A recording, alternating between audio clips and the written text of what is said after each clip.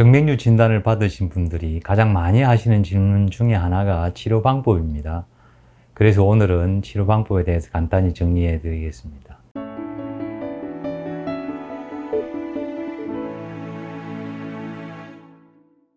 안녕하세요, 원장님.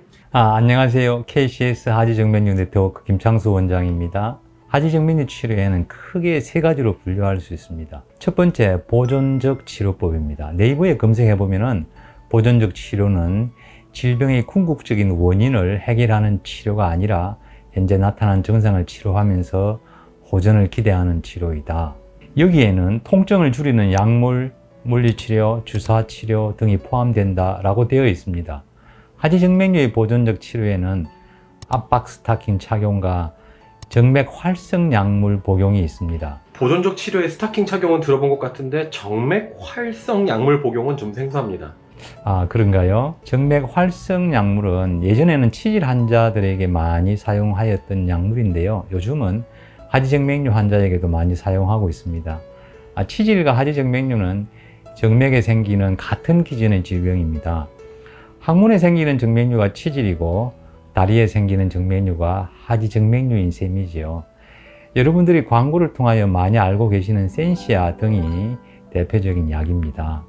하지정맥류의 보존적 치료는 병의 궁극적인 원인을 해결하는 것이 아니라 불편한 증상을 완화시키는 데 그 목적이 있습니다. 따라서 스타킹 착용할 때만 혹은 약물을 복용할 때만 증상이 완화되는 것입니다. 즉 스타킹을 착용하지 않거나 약을 복용하지 않으면 다시 증상이 나타난다는 뜻입니다. 그리고 병의 진행을 막거나 하는 치료법이 아닙니다. 그러면 병의 궁극적인 원인을 해결할 수 있는 방법은 수술밖에 없겠네요? 그렇게 볼 수 있습니다만 초음파 유도화 혈관 경화요법도 치료법이라고 할 수 있습니다. 초음파 유도화 혈관 경화요법, 이름이 좀 길고 어렵네요. 좀 그렇네요. 먼저 하지정맥류 치료의 개념부터 말씀드리겠습니다. 하지정맥류는 그 원인이 되는 정맥이 반드시 있습니다. 치료는 그 원인이 되는 정맥을 없애는 것입니다. 어떻게 없애는지에 따라서 치료 방법이 달라지는 것인데요. 초음파 유도화 혈관 경화요법은 지금부터는 줄여서 그냥 혈관 경화요법이라고 하겠습니다. 이 치료법은 혈관 경화제라는 약을 없애고자 하는 정맥 내에 주사기로 주입하여 그 정맥을 망가지게 하는 것입니다.